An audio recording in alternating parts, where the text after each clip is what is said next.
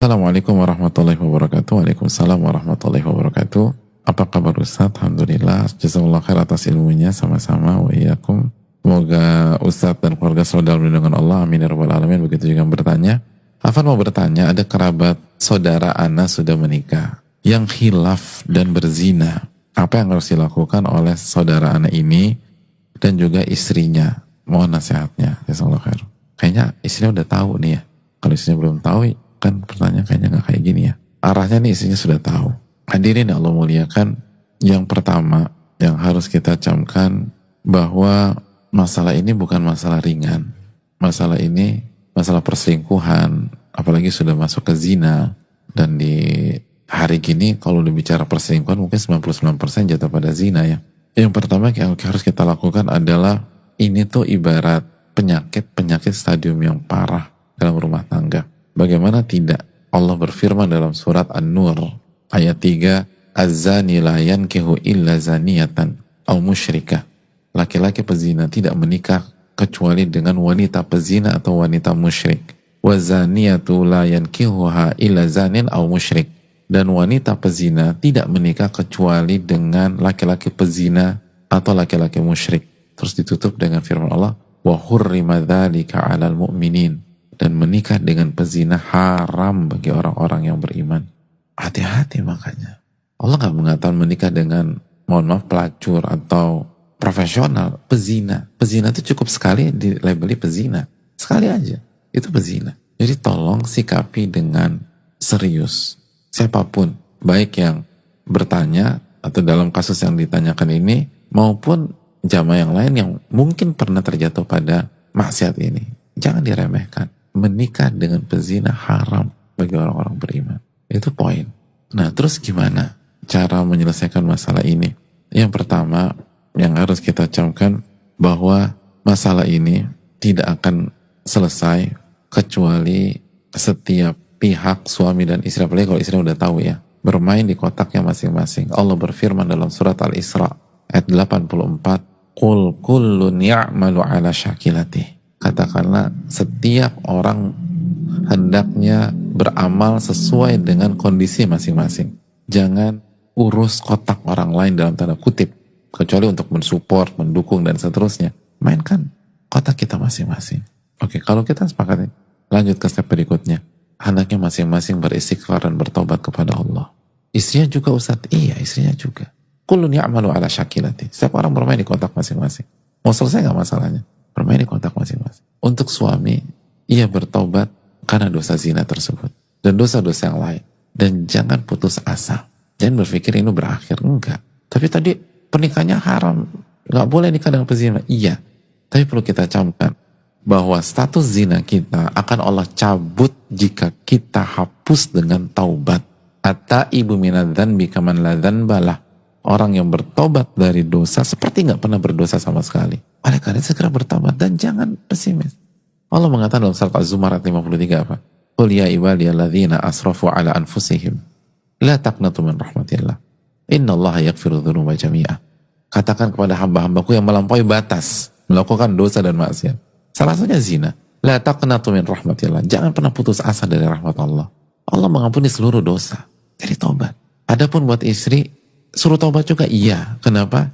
Karena walaupun dalam kasus ini suami yang salah, ingatlah firman Allah, wa ma asabakum min musibatin fa bima kasabat aydikum. Apapun yang menimpa kalian itu pasti ada andil perbuatan tangan kalian, kesalahan dan dosa kalian. Betul suami yang berzina. Tapi bisa jadi kenapa ini kita alami? Dan ini adalah pukulan yang paling menyesakkan bagi seorang wanita yang berumah tangga ketika mengetahui suaminya selingkuh. Ini musibah di atas musibah. Nah Allah katakan, apapun yang menimpa itu ada andil dari kalian. Surat Asy-Syura 30. Jadi jangan mengatakan, saya udah baik, saya sudah jadi wanita baik-baik, saya sudah ini, saya sudah, kenapa Allah lakukan ini? Loh, ada yang salah berarti. Apa kata Allah dalam surat Ali Imran ayat 182? Dzalika bima qaddamat aydikum wa anna Allah laisa bidzallamin lil 'abid. Itu karena perbuatan tangan-tangan kalian. Dan Allah gak pernah zolimi kalian, gak pernah zolimi kalian. Bisa jadi karena kita kurang beribadah kepada Allah sehingga akhirnya ini dialami oleh rumah tangga kita. Bisa jadi maksiatnya ke Allah atau kesalahannya ke suami kita. Kita belum jadi istri yang baik. Kita belum memenuhi hak suami kita. Akhirnya suami kita tergoda keluar. Walaupun itu bukan justifikasi, bukan. Laki-laki harus punya alat kontrol, tapi sebagaimana kita nggak ideal, suami kita juga mungkin nggak ideal pada saat itu. Coba istighfar, taubat. Jangan punya mental nyalain orang, nggak akan berhasil. Salah satu mental orang gagal, hobi nyalain orang, hobi nyalain suami, hobi nyalain istri. Sama, bukan hanya kita dukung suami. Hobi nyalain suami itu metode orang-orang gagal, dan hobi nyalain istri metode orang-orang gagal. Jadi jangan pakai metode orang-orang gagal. Istighfar dan taubat. Itu yang kedua. Yang berikutnya, suami setelah bertobat, dia harus berusaha mendekat kepada Allah. Perbaiki hubungan dengan Allah. Semaksimal mungkin. Minta agar Allah hapuskan. Ingat sabda Nabi, kita udah belajar juga hadisnya. Jadi terapkan aja hadis yang kita bahas di muraqabah. Wa atbi'is sayyi'ata al-hasanata tamhuha. Dan ikutilah perbuatan buruk dengan perbuatan baik. Ini saya akan menghapus. Jadi langsung perbanyak ibadah, zikir kuat, sholatnya dijaga, puasa sunnah, infak sedekah, doa sama Allah. Semoga Allah bantu kita dan Allah lembutkan hati istri kita. Berdoa kepada Allah. Ibadah. Sebagaimana istri pun juga ibadah dikuatkan. Biar hati ini lunak, biar hati ini objektif, biar hati ini punya jiwa yang besar dan lapang. Banyak ibadah. Takarub kepada Allah. Khususnya maksimalkan sepertiga malam terakhir. Lalu kembali ke suami. Berikutnya, suami harus menunjukkan kepemimpinannya yang kuat. Karena di banyak kasus, kalau udah begini, maka seringkali istri akan membombardir. Semua yang dilakukan suami akan salah. Jadi kesalahan ini akan merembet kemana-mana. Dikit-dikit salahkan. Dan kasus ini banyak. Ini gak bisa dibiarkan. Rumah tangga gak sehat demikian. Dan salah satu kuncinya kepemimpinan. Suami harus dudukkan dan menjadi pemimpin sejati. Bukan membela kesalahan. Jangan membela kesalahan kita. Salah bilang salah. Tapi tugas pemimpin jangan membuat masalah membias dan melebar dan mengontrol dan memagari rumah tangga kita. Jangan akhirnya lari ke sana, lari ke sini. Dan itu banyak kasus demikian. Dan yang jadi masalah bukan kesalahan istri juga. Tapi seringkali salah suami. Karena suami gak bisa jadi pemimpin. Apalagi sudah merasa bersalah. Duduk di kursi pesakitan, udah deh. Diserang terus, dia diam aja. Oh enggak. Kalau ujian nih, kita salah nomor 3, kita harus lapang dada kalau kita disalahkan di nomor 3. Tapi apa kaitannya dengan nomor 4, nomor 5, nomor 6, nomor 7? Dan kalau kita dibombardir nomor 4, nomor 5, nomor 6, nomor 7, kita punya kewajiban, bukan bela diri ya, tapi mendudukkan permasalahan. Karena ini gak sehat. Kalau dibiarkan bermasalah ke depan. Dan kita punya tanggung jawab sebagai seorang pemimpin, kita ditanya di hadapan Allah. Dudukkan.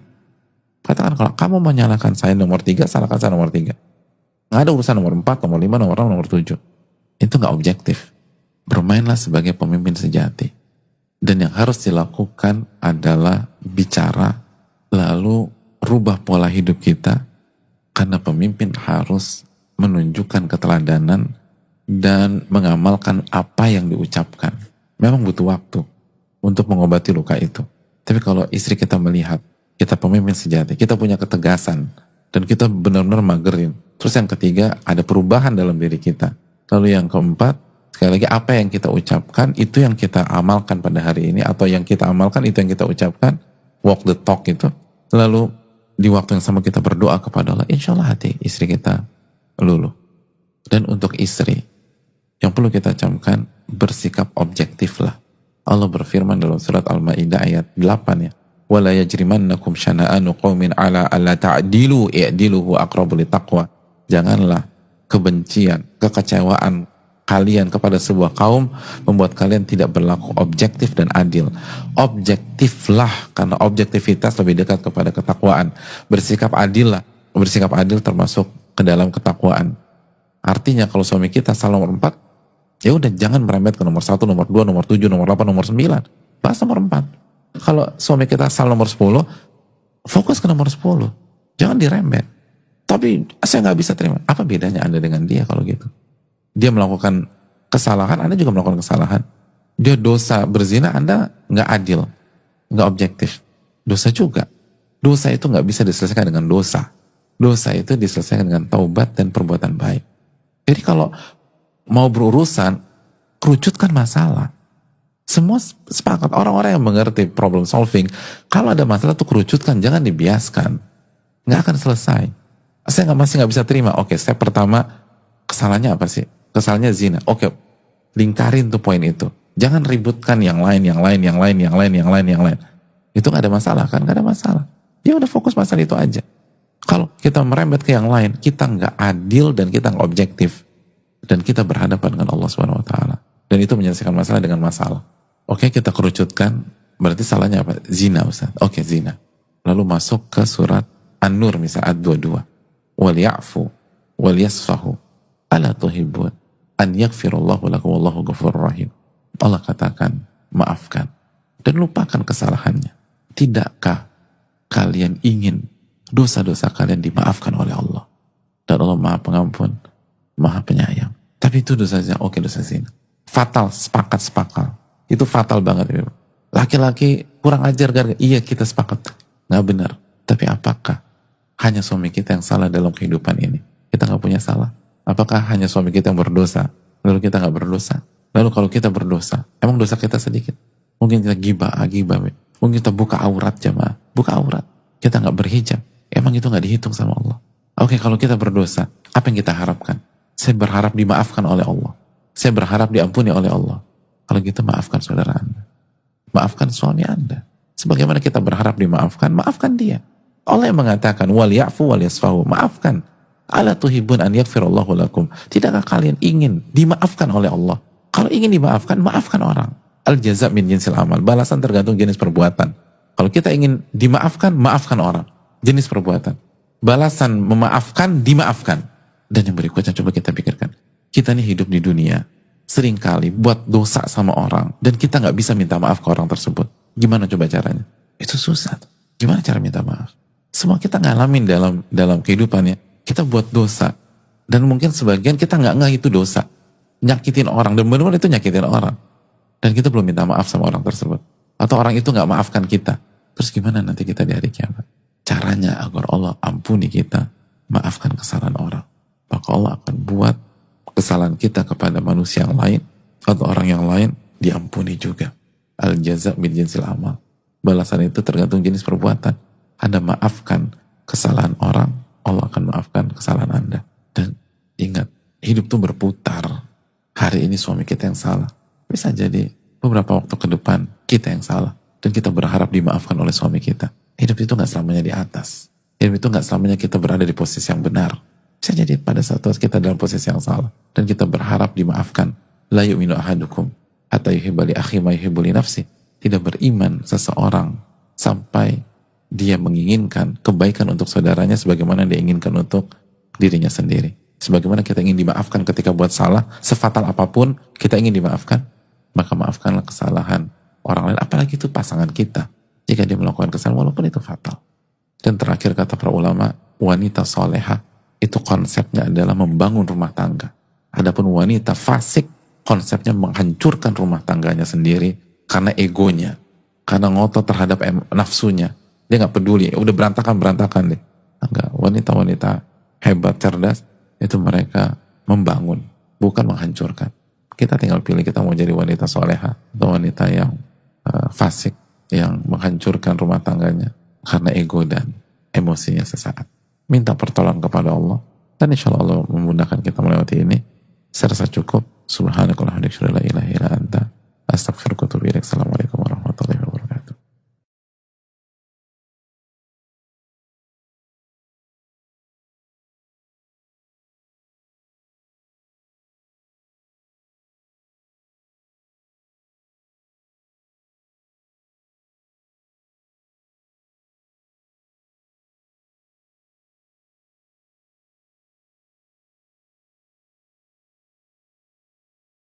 Jadi tidak ada yang namanya bid'ah hasanah, tidak ada.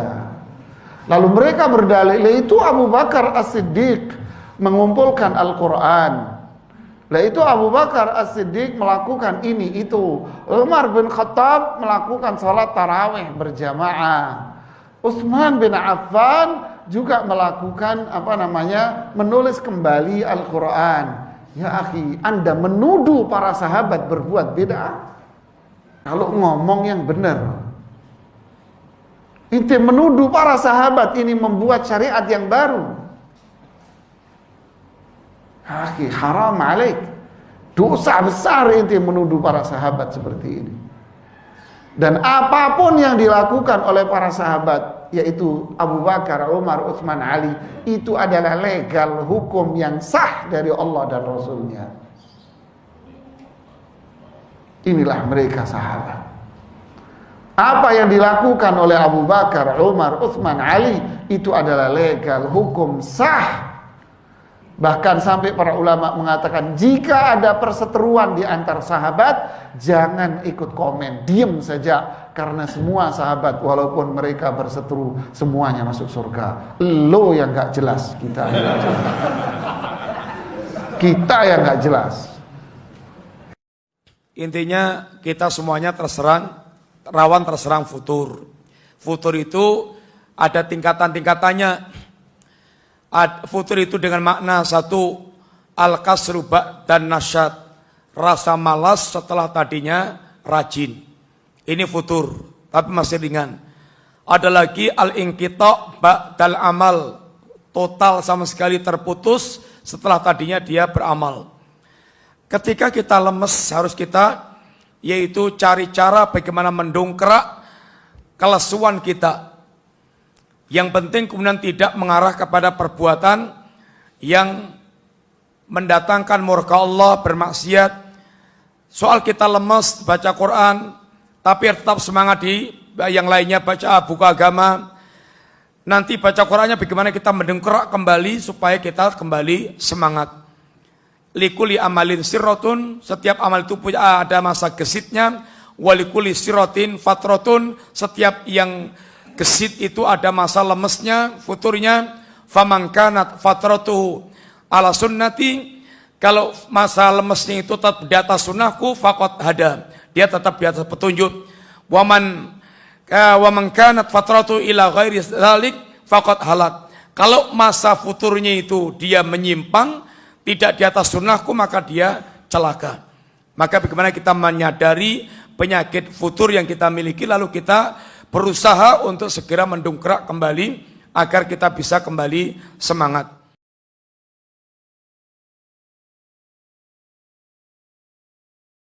Nah ini sekarang kita renungkan diri kita, masing-masing renungkan, saya juga renungkan diri saya. Kita evaluasi diri kita. Kita ini udah ngaji berapa tahun?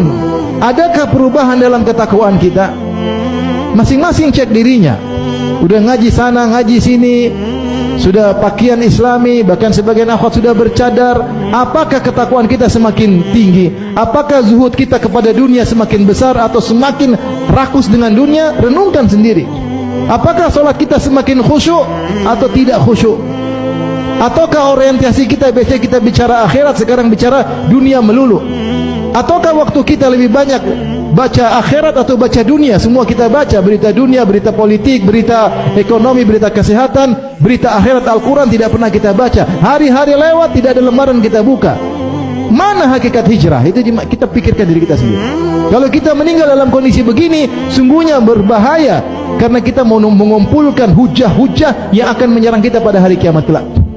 Wasami wa ta'ah, mendengar dan taat kepada ulil amri.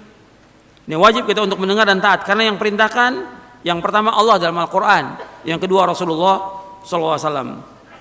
Allah berfirman di dalam surah An-Nisa ayat 59, ya ayyuhalladzina amanu athi'ullaha wa athi'ur rasula wa ulil amri minkum fa in tanaza'tum fi syai'in faruddu ila Allahi war rasul in kuntum tu'minuna billahi wal yawmil akhir dzalika khairu wa ahsanu ta'wila. Wahai orang beriman, taatlah kepada Allah dan taatlah kepada Rasulnya dan ulil amri di antara kalian. Kemudian jika kamu berbeda pendapat tentang sesuatu, maka kembalikanlah kepada Allah, yaitu kepada Al-Quran, dan kepada Rasulnya, yaitu As-Sunnah. Jika kamu benar-benar beriman kepada Allah dan hari kemudian, yang demikian itu yang lebih utama bagi kamu dan lebih baik akibatnya. Surah An-Nisa ayat 59. Ulil amri, penguasa atau pemerintah yang wajib ditaati adalah ulil amri dari kalangan kaum muslimin. Kita diperintahkan untuk taat kepada mereka dalam hal yang ma'ruf. Bila mereka menyuruh melakukan perbuatan dosa dan maksiat, maka kita tidak boleh taat. Namun kita tetap mentaati mereka dalam perkara-perkara yang ma'ruf yang lainnya, karena tidak ada ketaatan dalam rangka berbuat maksiat kepada Allah Ta'ala. Rasulullah SAW bersabda, la ta'ata fi ma'siyatillah, innamat ta'atu fil ma'ruf. Tidak boleh taat terhadap perintah yang di dalamnya terdapat maksiat kepada Allah. Sesungguhnya ketaatan itu hanya dalam kebajikan. Hadis sahih riwayat Bukhari, Muslim dan yang lainnya. Di antara prinsip Ahlussunnah wal Jamaah halaman 35 adalah wajibnya taat kepada pemimpin kaum muslimin selama mereka tidak memerintahkan untuk berbuat kemaksiatan, meskipun mereka berbuat zalim. Kita wajib untuk mentaati mereka, karena ini termasuk ketaatan kepada Allah, sedangkan ketaatan kepada Allah adalah wajib. Rasulullah SAW bersabda dalam hadis yang sahih riwayat Bukhari, Muslim dan yang lainnya, di halaman 36 antum lihat, Nabi bersabda SAW, alal mar'il muslim as-sam'u wa ta'atu fima ahabba wa kariha illa yu'mara bi ma'siyatin fa in umira bi ma'siyatin fala sam'a wala ta'ah. Wajib atas seorang muslim untuk mendengar dan taat kepada penguasa pada apa-apa yang ia cintai atau ia benci, kecuali kalau ia disuruh untuk berbuat maksiat. Jika ia disuruh untuk berbuat maksiat, maka tidak boleh mendengar dan tidak boleh taat. Hadis ini sahih.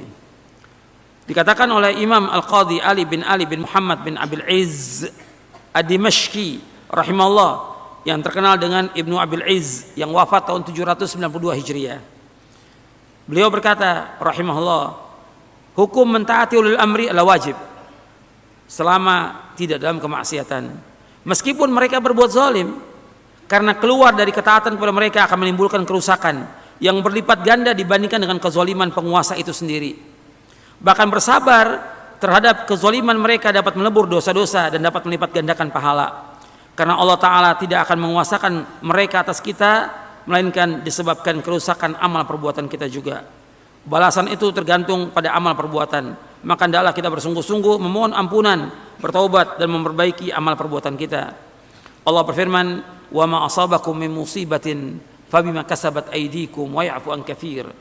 Apa saja musibah menimpa kalian, maka disebabkan karena perbuatan tangan kalian sendiri, dan Allah memaafkan sebagian besar dari kesalahan-kesalahan kalian. Dalam surah Asy-Syura ayat 30. Allah juga berfirman dalam surah Al-An'am ayat 129, wa kadzalika nuwalli ba'dadh-dhalimina ba'dan bima kanu yaksibun. Dan demikianlah kami jadikan sebagian orang-orang yang zalim sebagai pemimpin bagi sebagian yang lain, disebabkan apa yang mereka usahakan. Ketika rakyatnya zalim, maka pemimpinnya zalim. Ketika rakyatnya curang, pemimpinnya juga curang. Ketika rakyatnya mengambil hak orang lain, maka pemimpinnya pun demikian. Artinya pemimpin itu merupakan cerminan dari rakyatnya. Maka dikatakan oleh para ulama, kama takunu yuwalla alaikum. Ini bukan ayat, bukan hadis. Perkataan para ulama, kama takunu yuwalla alaikum. Bagaimana kalian demikian, maka pemimpin kalian demikian juga seperti kalian. Jadi ini harus kita pahami. Nanti kita lihat penjelasan Muqayyim panjang. Nanti antum baca sendiri bagaimana pemimpin kita merupakan cerminan dari rakyatnya. Syekh Albani menjelaskan perkataan Ibnu Abdul Izz Al-Hanafi ketika beliau mengatakan apabila rakyat ingin selamat dari kezaliman pemimpin mereka, dalam mereka meninggalkan kezaliman itu juga. Syekh Albani memberikan ta'liq penjelasan di atas sebagai jalan selamat dari kezaliman para penguasa yang warna kulit mereka sama dengan kulit kita, berbicara sama dengan bahasa kita. Karena itu agar umat Islam selamat, yang pertama hendaklah kaum muslimin bertaubat kepada Allah Ta'ala. Karena adanya pemimpin yang zalim itu disebabkan karena dosa kita. Kita wajib taubat kepada Allah. Yang kedua, hendaknya mereka memperbaiki akidah mereka. Karena kalau kita lihat memang nggak diajarkan tentang akidah yang benar, tidak diajarkan tauhid yang benar. Sebabnya karena mereka berbuat syirik kepada Allah. Kerusakan yang ada di muka bumi ini disebabkan karena kesyirikan yang paling besar, dosa yang paling besar, kezaliman yang paling besar, kemungkaran yang paling besar adalah syirik. Nah, ketika syirik ini dibiarkan di masyarakat, maka yang ada bala bencana. Bencana itu disebabkan karena manusia berbuat syirik kepada Allah. Itu yang paling besar. Di samping dosa-dosa yang lain yang ratusan yang banyaknya, tapi yang paling besar dosa adalah kesyirikan. Makanya Allah mengatakan dalam Al-Quran berfirman, Allah nggak akan ampuni. Innallaha la yaghfiru ay yushraka bihi wa yaghfiru ma duna dzalika liman yasha wa may yusyrik billahi faqad iftara itsman 'azima. Dalam surah An-Nisa ayat 48 dan surah An-Nisa ayat 116. Sesungguhnya Allah nggak akan mengampuni dosa yang berbuat syirik, dan Allah mengampuni dosa selain bagi siapa yang Allah kehendaki. Barang siapa berbuat syirik, maka sungguh dia telah berbuat dosa yang paling besar. Kalau di ayat 116-nya, barang siapa berbuat syirik maka dia telah sesat dengan kesesatan yang jauh. Jadi, dosa syirik nggak akan diampuni oleh Allah. Yang ketiga, kata Syekh Albani, adalah mereka mendidik diri mereka dan keluarga mereka di atas Islam yang benar. Jadi kita harus berusaha memperhatikan diri kita, keluarga kita. Fokus kita bagaimana mendidik diri kita, istri kita, anak kita. Bahwa Allah berfirman, ya ayyuhalladzina amanu qu anfusakum wa ahlikum nar. Wahai orang beriman, jaga diri kamu dan keluarga kamu dari api neraka. Kita akan ditanya oleh Allah tentang istri kita, anak kita. Tapi Allah nggak akan tanya siapa pemimpin kita, nggak akan ditanya oleh Allah. Perhatikan tuh, kita nggak akan tanya siapa pemimpin kita. Dia zalim atau tidak bukan urusan kita. Urusan kita mendidik istri, mendidik anak. Itu kewajiban kita. Ini nas Al-Quran dan hadis Nabi SAW. Sekarang kalau umpamanya kan pemimpin yang ada zalim, ya antum nasihati, didatangi dengan cara yang baik. Nabi mengajarkan kalau antum melihat ada pemimpin yang salah, kamu datangi, bukan di mimbar khutbah Jumat, bukan dalam ceramah umum, bukan dengan tulisan. Nggak boleh dalam Islam, tidak boleh. Hukumnya haram dalam Islam, nggak boleh. Dan para ulama salaf, hatta dia zalim tetap mentaati mereka. Antum pernah dengar kisahnya Hajjaj bin Yusuf? Zalim, gubernur yang zalim. Hajjaj bin Yusuf. Pada saat Hajjaj bin Yusuf itu masih ada sahabat Ibnu Umar dan yang lainnya. Orang bilang, gimana kita berontak? Tidak boleh. Waktu dia jadi imam sholat, tetap Ibnu Umar sholat di belakangnya. Soal kezaliman dia urusannya dengan Allah. Kewajiban kita untuk mentaati mereka. Membunuh orang, banyak yang dibunuh. Sahabat Abdullah bin Zubair dibunuh. Seorang tabi'i Sa'id bin Jubair juga dibunuh, dan banyak. Yang dibunuh bukan satu orang, kurang lebih dalam riwayat Tirmidzi 120.000 orang yang dibunuh oleh Hajjaj bin Yusuf. Zalim. Tapi nggak ada sahabat bagaimana kita demo menggulingkan Hajjaj, nggak ada itu. Dan itu bukan dari Islam sama sekali. Demo segala macam itu bukan dari Islam. Islam nggak pernah ngajarkan demikian. Jadi kita harus lihat bagaimana fi'lus salaf. Nggak ada. Disuruh kita untuk apa? Ketika bicara soal penguasa disuruh kita untuk apa? Sabar dan sabar. Nabi menasihati para sahabat sabar. Nanti ada penguasa-penguasa yang dia mengutamakan dirinya, dia kumpulkan kekayaan buat dirinya, rakyat dibiarkan miskin. Kata Nabi, bagaimana kalau kita menemui yang demikian? Kata Nabi, sabar, sabar kalian. Disuruh sabar kita. Bukan disuruh bagaimana kita mendemo, melengsarkan, bukan. Bahkan yang ada nanti akan terjadi pertumpahan darah. Dan itu yang terjadi sejak zaman dahulu sampai hari ini. Kenapa? Tidak mendengar dan tidak taat kepada penguasa. Sampai Nabi nasihati, meskipun nanti seandainya yang mimpin kalian seorang budak Habasyah yang terpotong di bagian tubuh, mujadda' al-atraf, artinya terpotong tubuhnya, tetap wajib kamu taat kepada dia. Karena apa? Ketika orang tidak taat yang ada pertumpahan darah. Sejak zaman dahulu, sejak pemerintahannya Utsman bin Affan radhiyallahu an, mulai ada Khawarij, sampai Utsman terbunuh, yang lain juga terbunuh. Diganti oleh Ali bin Abi Thalib radhiyallahu an, ada Khawarij. Kemudian apa? Mereka menyerang Ali bin Abi Thalib. Mereka menuntut Ali supaya menegakkan darahnya Utsman. Menuntut mereka. Ada lagi mengatakan hukum itu harus dilaksanakan. Innal hukmu lillah. Kata Ali bin Abi Thalib, kalimatu haqqin urida biha batil. Kalimat yang benar, ayat itu ayat benar. Innal hukmu lillah. Tapi yang mereka maksudkan kebatilan. Sampai mereka menyerang Ali bin Abi Thalib, Ali bunuh mereka semuanya, sebagian kabur. Dan terus pertumpahan darah terjadi. Pada zaman Bani Umayyah, waktu pergantian dari Bani Umayyah ke Bani Abbasiyah, luar biasa pertumpahan darahnya. Bukan satu orang, ribuan orang yang terbunuh.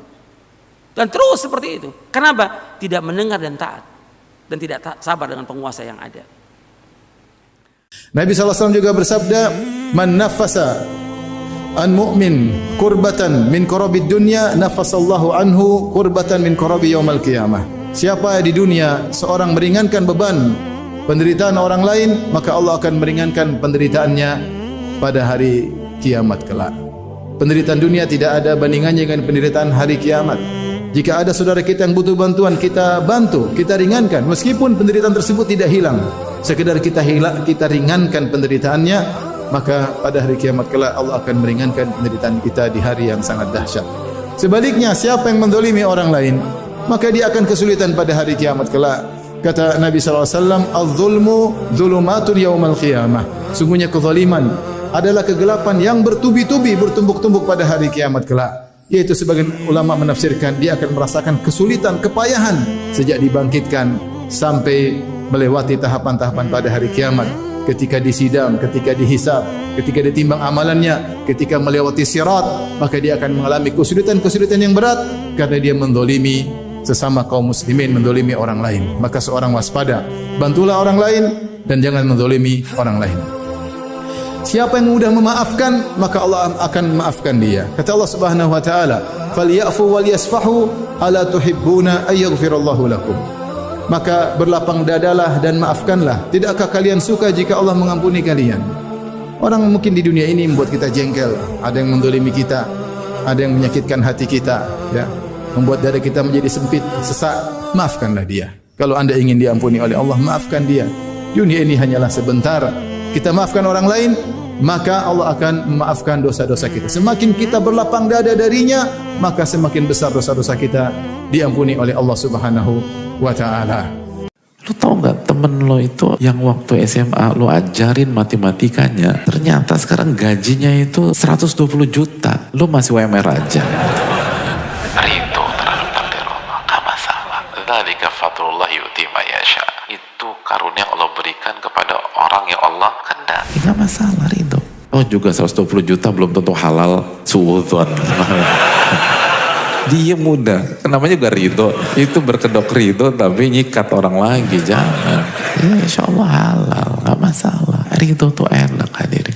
Nanti ada ibadah namanya qanaah, baik sangka sama Allah, husnudzon. Jadi kaya akan ibadah kita. Sehingga orang beriman itu, apalagi penuntut ilmunya, ketika terjadi gap atau ada perbedaan pembagian rizki antara dia dengan saudara dia, itu adalah kesempatan dia beribadah sama Allah, mentauhidkan Allah, mengagungkan Allah, beriman kepada Allah dengan iman yang jauh lebih tinggi. Jadi hidup tuh enak hadirin.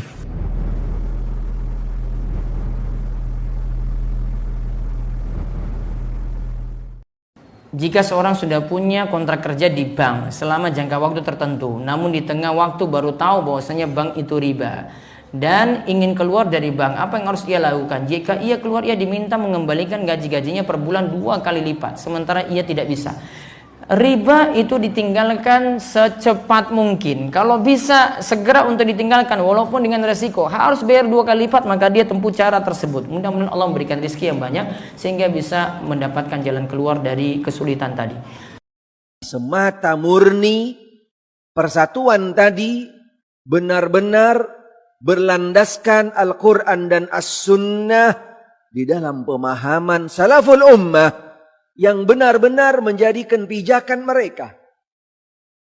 Karena ketika kembali kepada satu sumber, kembali kepada satu pijakan, kembali kepada satu pondasi yang akan menyatukan dan mengumpulkan kita di bawah payung Al-Quran dan As-Sunnah di dalam pemahaman yang tepat dan benar. Yang sama sekali di dalamnya selamat daripada bentuk-bentuk kontaminasi yang namanya hawa nafsu, kelompok, golongan, ego dan seterusnya, murni mutlak wahyu yang diaplikasikan oleh mereka-mereka orang-orang yang berjalan di atas manhaj yang tepat, yang benar. Karena bid'ah adalah pintu kerusakan Islam dari dalam.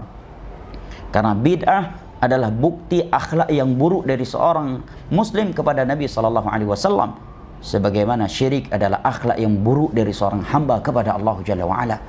Syirik berlawanan dengan la ilaha illallah, sedangkan bid'ah berlawanan dengan syahadat asyhadu anna Muhammadan Rasulullah.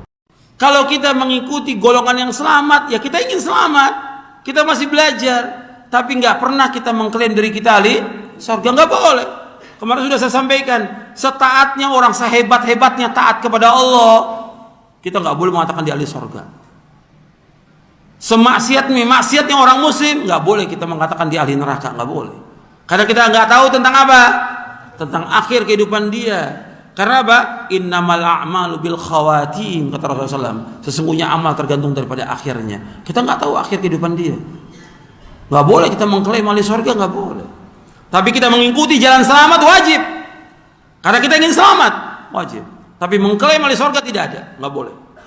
Para nabi sudah memberikan solusi. Dia safar, baca doa, ya kan? Kalau rumah baca berdoa bismillah la haula wa bismillah tawakkaltu ala Allah la haula wala quwata illa billah. Dengan doa tersebut ya ada syaitan yang mampu mengganggunya.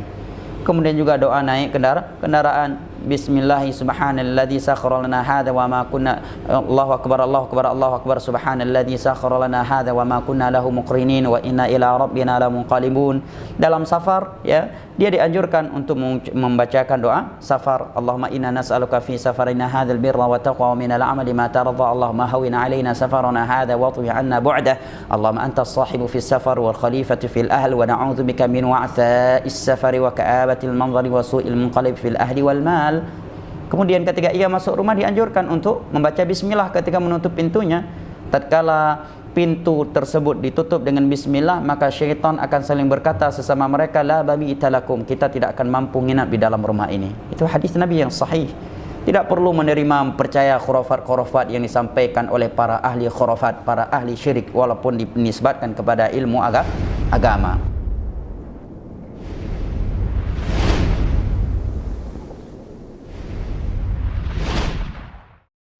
Kita kalau kerja atau antum di toko atau di mana, mesti antum tawarkan kepada orang yang datang, apa yang bisa saya bantu? Orang yang datang ini antum nggak kenal, apa yang bisa saya bantu? Sekarang orang tua yang melahirkan antum, bapak ibu, apa yang bisa saya bantu? Setiap hari kerjakan itu kebaikan, itu pahala, itu amal yang paling utama, dan itu jalan menuju surga. Itu kesempatan bagi kita. Jangan menyesal nanti. Banyak orang yang menyesal, banyak sudah. Orang tuanya meninggal baru dia menangis setiap hari. Enggak ada manfaatnya. Maka Nabi menyebutkan dalam satu hadis yang sahih yang diriwayatkan oleh Imam Muslim, ragima anfu rajulin adraka abawaihi wa lam yudkhilahul jannah. Celaka. Seorang yang mendapatkan orang tuanya masih hidup orang tuanya, tidak memasukkan dia ke dalam surga. Orang tuanya masih hidup, kesempatan dia berbakti. Mesti datangi orang tua. Setiap hari datangi orang tua. Kalau jauh setiap pekan. Kalau jauh lagi tiap bulan antum mesti punya rencana untuk. Orang tua itu ingin melihat kita, ingin melihat wujud kita. Karena dia yang melahirkan, dia yang didik sejak kecil. Jadi antum nggak pernah ketemu orang tua. Sampai bertahun-tahun nggak ketemu orang tua. Orang tuanya kangen, rindu pada anaknya. Biasakan tuh bagaimana ketemu orang tua. Karena itulah kebaikan. Nah, orang tua senang dengan datangnya kita. Karena banyak orang tidak sadar teman-teman. Apalagi maaf, generasi teman-teman yang masih muda, merasa dirinya muda. Selalu saja syaitan hiasi standar godaannya. Kau masih muda, kau masih kuat. Nanti kalau orang tua itu buktinya ayah kamu sampai umur 70 tahun. Iya kalau iya sama. Banyak orang tua, umurnya 70 tahun, anaknya meninggal umur 20 tahun. Banyak sekali. Mati itu sesuatu yang misterius, tidak mengenal waktu, tidak mengenal siapa dia, tidak mengenal tempatnya, jabatannya, hartanya tidak dikenal teman-teman sekalian. Jangan lalai ini, sampai kapan kita mau lalai? Malas melakukan perbuatan-perbuatan ibadah, nyesal. Setiap hari buku amal kita ada. Jangan biarkan kosong. Penyesalan nanti terakhir teman-teman sekalian. Misi utama diutusnya seluruh nabi dan rasul alaihi wassalatu wassalam. Walaqad ba'atsna fi kulli ummatin rasulan an ibudullaha wajtanibut tagut. Dan sungguh kami telah mengutus pada setiap umat itu seorang rasul. Setiap rasul menyerukan kepada kaumnya, sembahlah Allah dan jauhilah tagut, jauhilah semua yang disembah selain Allah subhanahu wa ta'ala. Jamaah sekalian, inilah ajaran seluruh nabi dan rasul alaihi wassalatu wassalam. Ajaran mereka bukan sekedar mengajak mengajak manusia menyembah Allah, tapi juga melarang peribadahan kepada selain Allah. Dan kalau sekedar mengajak manusia menyembah Allah, jika kita baca dalam catatan sejarah, niscaya tidak ada nabi dan rasul yang akan dimusuhi oleh kaumnya. Tetapi karena nabi dan rasul ini juga melarang dan menyalahkan dan menjelek-jelekkan perbuatan menyembah kepada selain Allah, ini yang membuat banyak orang tersinggung dan memusuhi para nabi dan rasul. Kita bisa baca dengan mudahnya dalam catatan-catatan sejarah, dalam Al-Quran dan hadis, bahkan sangat jelas bagaimana para nabi dan rasul dimusuhi oleh kaumnya sendiri karena mereka tersinggung berat sebab mereka disalah-salahkan, bahkan disyirik-syirikan dan dikafir-kafirkan karena perbuatan mereka menyembah kepada selain Allah Subhanahu wa taala. Sampai akhirnya nabi dan rasul terakhir yang Allah utus dimusuhi oleh keluarganya sendiri, oleh tetangganya, oleh kaumnya yang dulu mengatakan dia adalah Al-Amin, orang yang paling jujur, yang paling amanah, yang paling terpercaya. Tapi ketika beliau mengajak mereka menyembah hanya kepada Allah dan meninggalkan perbuatan menyembah kepada selain Allah, dan beliau mengabarkan perbuatan itu adalah dosa yang paling besar, yaitu dosa syirik dan kufur, mereka pun marah, mereka tersinggung, maka mereka memusuhi beliau. Tetapi beliau tetap menyampaikan yang benar, beliau katakan benar, yang salah beliau katakan salah. Tidak peduli meskipun manusia tersinggung, yang penting kita menyampaikan dengan cara yang baik. Jangan berharap tidak ada yang memusuhi kita. Kalau Nabi Muhammad SAW saja dimusuhi oleh keluarganya sendiri, itulah jalan kebenaran. Mesti ada yang mendukung, mesti ada yang memusuhi. Ini adalah sunnatullah sampai hari kiamat. Semoga Allah meneguhkan kita di atas jalan kebenaran, jalan Islam, menyembah hanya kepada Allah dan menjauhi peribadahan kepada selain Allah. Wabillahi taufik. Al-Amwah menemani ibadahmu juga hijrahmu. Seringkali pertolongan Allah itu di persimpangan terakhir. Di persimpangan terakhir. Lihat bagaimana Allah menolong Nabi Ibrahim alaihissalam. Kuni bardan wa salaman ala Ibrahim.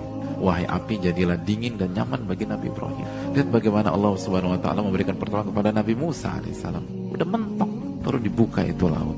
Lihat bagaimana Allah Subhanahu wa taala memberikan pertolongan kepada Nabi SAW di Gua Taur. Udah mentok, udah paling atas, udah nggak bisa ngapa-ngapain lagi. Allah tolong beliau. Dan itu yang membuat orang yang sabar dalam sejarah selalu minoritas, karena sulit bertahan sampai persimpangan terakhir itu. Itu susahnya minta ampun, itu beratnya luar biasa, dan tetap tawakal sama Allah Subhanahu wa taala. Oh, itu nggak mudah sekali, nggak mudah nih. Itu berat dan itu ujian keimanan. Oleh karena itu jamaah sekalian, tetap berjuang dan tetap berikhtiar sampai titik darah penghabisan selama itu halal.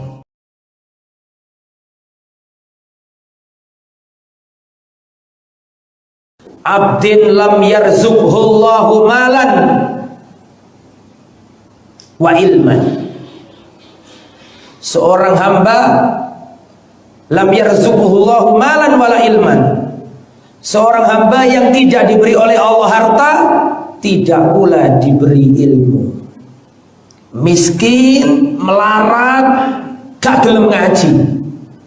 Soro nduk donya, soro nduk akhirat. Melarat, tidak mau belajar, gak diberi harta, gak diberi ilmu. In tansurullaha yansurkum wa yuthabbit aqdamakum. Posisi mimbar masjid yang sesuai sunnah. Terdapat banyak keterangan ulama yang menganjurkan agar memposisikan mimbar di sebelah kanan mihrab jika dilihat dari arah makmum. Untuk konteks masjid di Indonesia, posisi mimbar berarti di sebelah utara mihrab. Berikut beberapa keterangan mereka. Keterangan Ibnu Qudamah, salah seorang ulama Hambali. Dianjurkan agar mimbar diletakkan di sebelah kanan ketika melihat ke arah kiblat. Karena Nabi SAW melakukan seperti ini.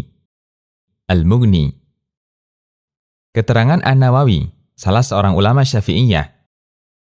Ulama mazhab kami dan yang lainnya mengatakan dianjurkan agar posisi mimbar di sebelah kanan mihrab. Artinya di sebelah kanan imam ketika dia berada di mihrab menghadap kiblat. Seperti ini tradisi kaum muslimin. Al-Majmu'. Keterangan Al-Buhuti. Posisi mimbar atau tempat yang tinggi untuk khutbah berada di sebelah kanan mihrab jika dilihat dengan menghadap kiblat. Karena mimbar Nabi SAW dahulu seperti ini. Kasyaf Al-Qina. Keterangan mengenai posisi mimbar Nabi Shallallahu Alaihi Wasallam tidak menunjukkan bahwa itu wajib. Meskipun dianjurkan untuk memposisikannya dalam rangka meniru keadaan yang ada di zaman Nabi Shallallahu Alaihi Wasallam, sehingga sama sekali tidak mempengaruhi hukum khutbah atau apalagi keabsahan sholat jamaah atau sholat Jumat. Syekh Atiyah Sakar, yaitu Mufti Mesir, menjelaskan, tidak terdapat dalil yang mewajibkan posisi mimbar harus di sebelah kanan. Keterangan yang ada hanya penjelasan posisi mimbar dan ini tidak menunjukkan itu wajib. Meskipun menunjukkan anjuran dalam rangka meniru keadaan di zaman Rasulullah Sallallahu Alaihi Wasallam. Dan tidak haram untuk meletakkan mimbar di tempat manapun. Yang penting disediakan satu tempat yang tinggi yang bisa membantu khatib agar suaranya bisa didengarkan jamaah. Fatwa Atiyah Sakar. Demikian, Allahu a'lam.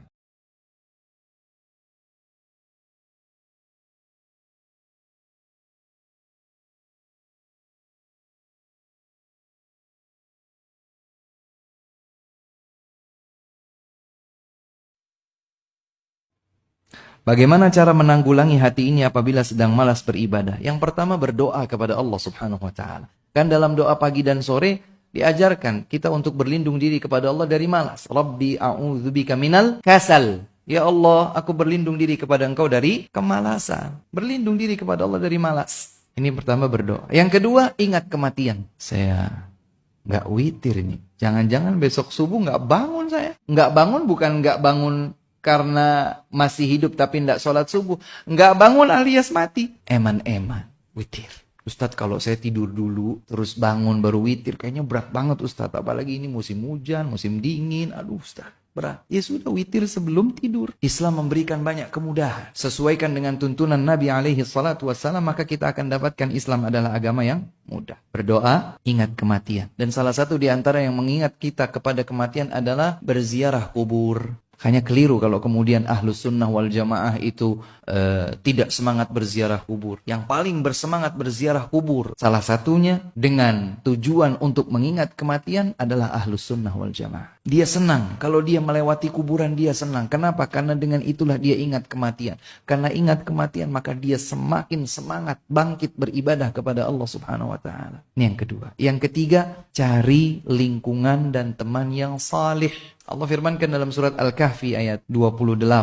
Kalau tidak salah ayat 28. Allah Subhanahu wa taala menggambarkan, "Wasbir nafsaka ma'al ladzina yad'una rabbahum bil ghadati wal 'ashyi yuriduna wajha." Betul ayat 28? Dalam ayat 28 kita baca terus kan Al-Kahfi. Allah Subhanahu wa taala berfirman, "Bersabarlah engkau bersama orang-orang, teman-teman, sahabat-sahabat yang selalu berdoa kepada Allah pagi dan sore. Selalu berdoa kepada Allah Subhanahu wa taala, mengharapkan dari Allah Subhanahu wa taala karunia-Nya. Wala ta'du 'ainaka 'anhum turidu zinatal hayatid dunya." Jangan palingkan matamu dari mereka yang saleh ini. Jangan palingkan matamu dari orang yang saleh ini sekedar ingin mencari kehidupan dunia. Makanya syaitan itu membisikkan, berteman, bersahabat dengan yang soleh itu membosankan. Itu syaitan, bisikan syaitan. Ya Allah, orang soleh ya dikit-dikit masjid, dikit-dikit Quran, dikit-dikit ngaji, dikit-dikit majelis ilmu. Saya begini sedikit, Allah berfirman. Saya begitu sedikit, Nabi bersabda. Bosan saya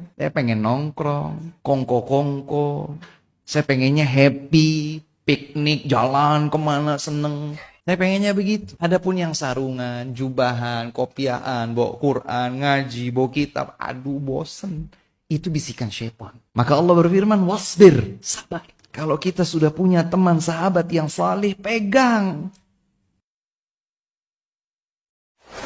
Ada sabda Nabi SAW yang berbunyi, siapa yang mengubah patokan tanah, maka dia akan dibebankan sejumlah tanah itu, seukuran tanah itu, ditambah dengan 7 lapis ke dalam tanah, ke bumi, dipikulkan di pundaknya pada hari kiamat. Jadi kalau misal dia ambil, anggaplah tanah seperti ukuran ruko 4 atau 5 kali 16. Diambil sampai 1 meter saja. Patoknya dipindahin 1 meter. Tapi 1 kali 16, berarti 16 meter. 16 meter tanah ditambah dengan 7 lapis ke bumi, dengan batu-batunya, dengan tambangnya, dengan airnya, segala macam, dibebankan di pundaknya pada hari kiamat. Ini sebelum masuk neraka, siksaan di mahsyar. Sebagaimana disebutkan dalam hadis. Ini orang-orang yang masih berpikir untuk mengambil hak warisnya, keluarganya. Untuk antum tidur butuh 1 kali 2 meter. Untuk apa ambil tanah 1 hektar? Untuk guling-guling di situ. Baik untuk jual, dapat duit sekian miliar. Itu sekian miliar jadi penyakit, bahaya. Memakan harta haram berbahaya, menambah penyakit. Dan sudah pernah saya jelaskan, jangan lupa kaidah penting teman-teman sekalian. Dosa itu yang dilakukan, hukumannya lebih berat daripada perbuatannya. Buat nota palsu 1 juta, nanti Allah akan ambil dari kita 100 juta. Allah buat kita sakit, masuk rumah sakit, biayanya 100 juta. Ternyata efek dari curi 1 juta nota palsu di kantor. Hati-hati ini.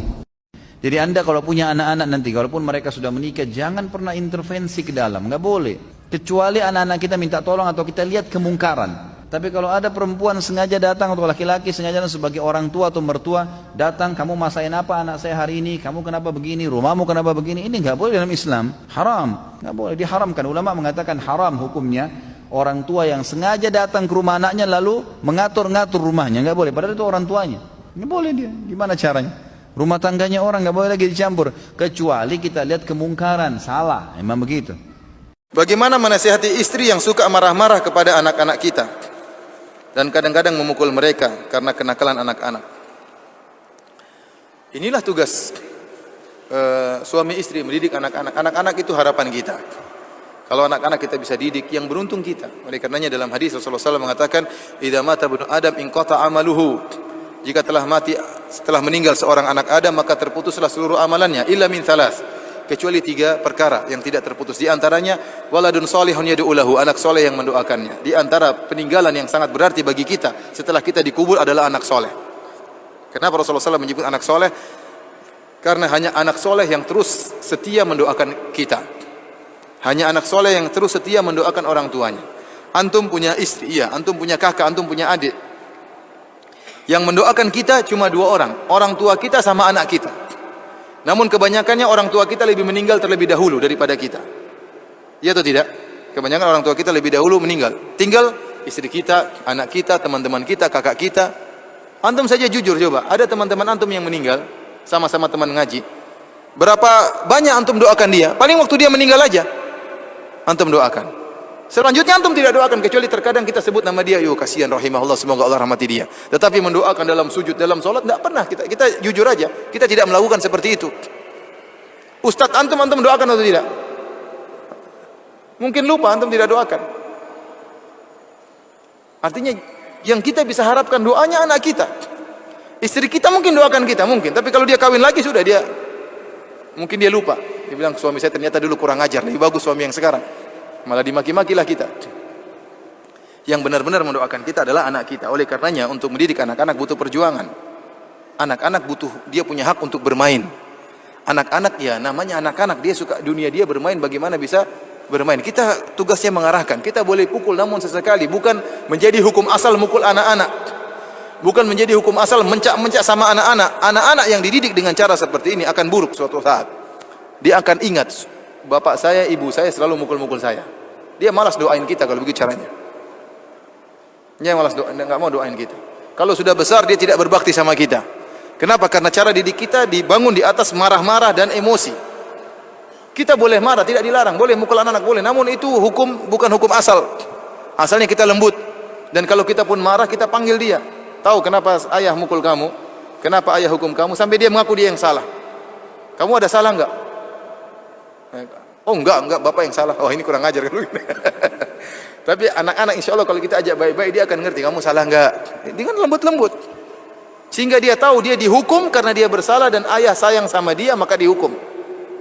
Bagaimana kita menanamkan bahwasanya hukuman yang kita berikan karena sayang kepada dia. Itu harus ditanamkan kepada anak-anak.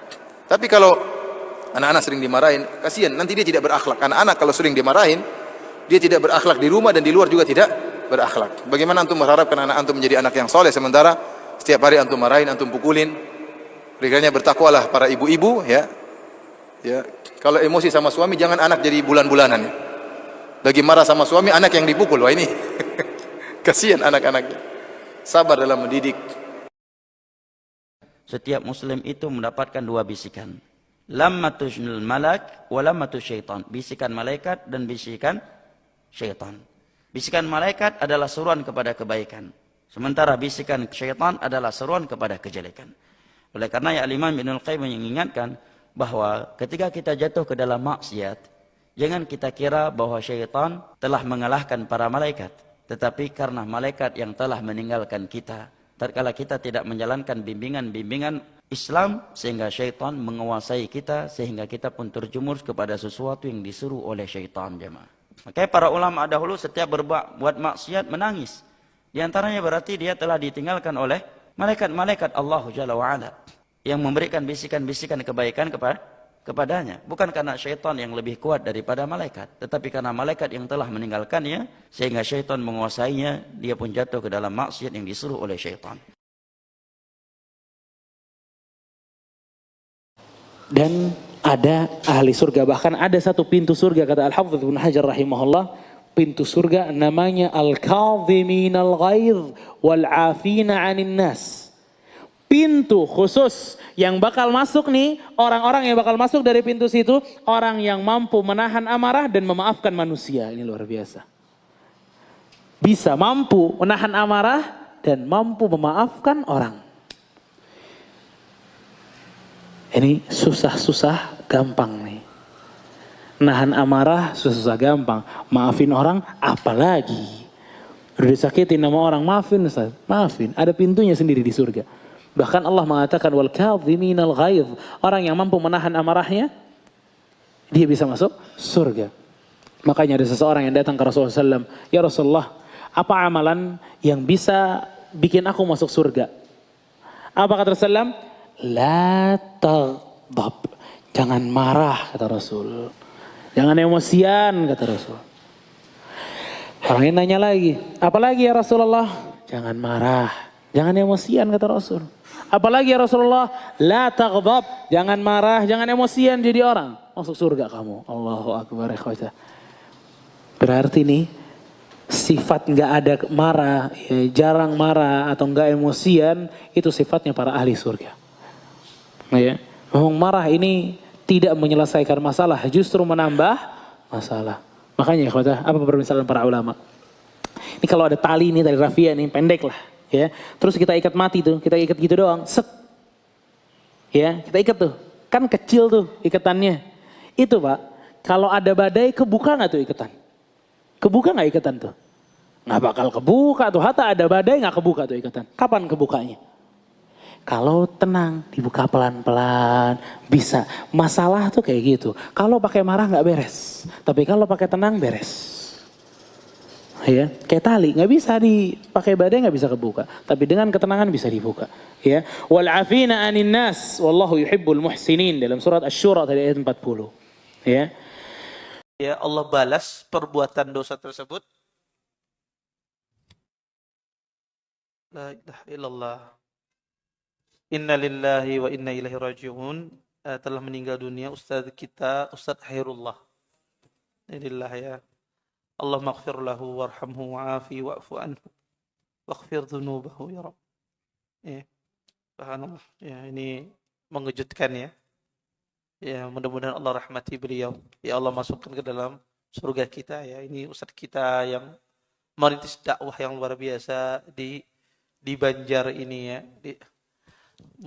Ya, saya tidak bisa berkata-kata apa-apa lagi ya. Beliau banyak sekali ya, jasa-jasa beliau untuk dakwah sunnah di Banjar ini ya. Mudah-mudahan Allah masukkan beliau ke dalam surganya. Renungi baik-baik ini. Jangan pernah berpersepsi, Bapak Ibu sekalian, kalau kita membantu orang itu yang butuh. Keliru ini. Balik sekarang. Kalau ada orang yang minta bantuan, kita lebih butuh kepada dia. Kenapa? Kok bisa begitu Ustaz? Iya, karena kalau kita bantu dia 1 juta rupiah misalnya, kebutuhan dia dapat nilai 1 juta. Dia beli makanan, dia beli pakaian, segala macam. Selesai kan? habis. Tapi kalau kita dapat nilai 1 juta itu dan dilipat gandakan, berlipat-lipat gandakan, diterima nanti hari kiamat. Jadi kita yang butuh pada fakir miskin itu. Selama ini kenapa orang selalu perhitungan kalau mau sedekah? Karena dia pikir orang lain yang butuh. Kebalikin, kita yang butuh. Renungi bagaimana Abdullah bin Abbas dan Abdullah bin Umar radhiyallahu anhuma, sahabat ini, setiap hari depan rumah mereka selalu orang miskin numpuk karena selalu mereka sedekah. Satu hari pernah orang-orang miskin ini nggak datang. Gelisah Abdullah bin Umar dan Abdullah bin Abbas ini, kemudian mereka keluar cari mana ini orang-orang miskin ini, dicari, dijemput bola, diantarin ke sana. Begitu luar biasa. Sebagian orang kalau belum memahami poin ini, begitu orang fakirnya tidak ada, alhamdulillah sudah nggak datang lagi. Atau kadang-kadang malah dimarah-marahin, disakiti orang yang minta itu. Kamu nggak tahu diri ya, kamu kan sudah saya bantu gini-gini. Subhanallah, seakan-akan orang itu yang butuh, keliru. Kita yang butuh karena kita butuh nilainya. Bayangkan kalau tidak ada orang miskin yang minta, kita mau dapat pahala sedekah dari mana?